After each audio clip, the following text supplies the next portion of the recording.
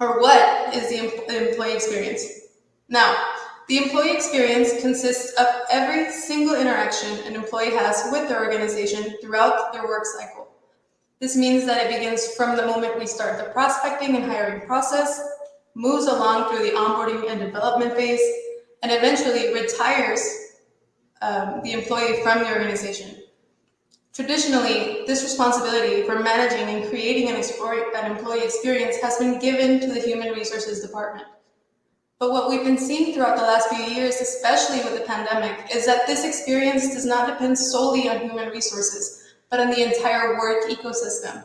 Which makes sense, really, since we interact much more with our managers, our colleagues, even other departments within our organization, rather than HR on a day-to-day basis. This means that a positive employee experience must be built. It must be something that is designed as an organization, not only led by HR, but also incorporating every single department and leaders throughout the organization that can help foster this employee engagement throughout their life cycle. Why?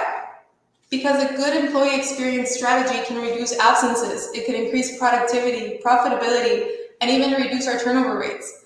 And we know with the pandemic and with everything that's happening in the economy right now, turnover has become a ridiculous problem within HR.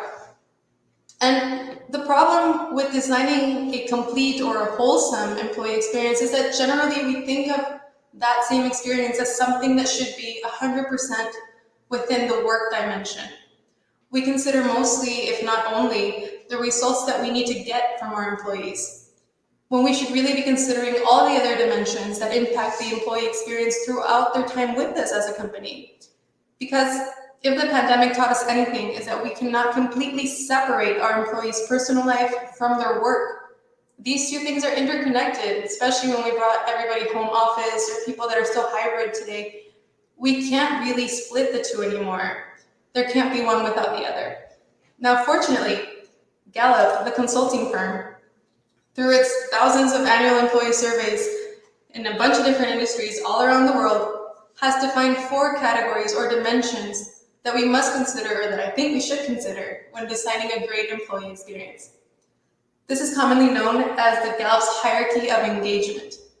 So, considering this as the 4 dimensions of creating a good employee experience or a better employee experience, we need to start from the basics. We consider the basic needs of our employees, then we move up to the personal contribution dimension, which is what is required of our employees, right?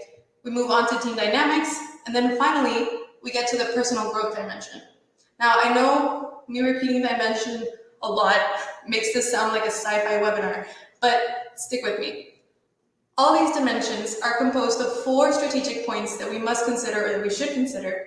By incorporating them into our employee experience strategy, we can have way more engaged and active employees within our organizations, which will help us with results at the end of the year and ongoing forever and ever.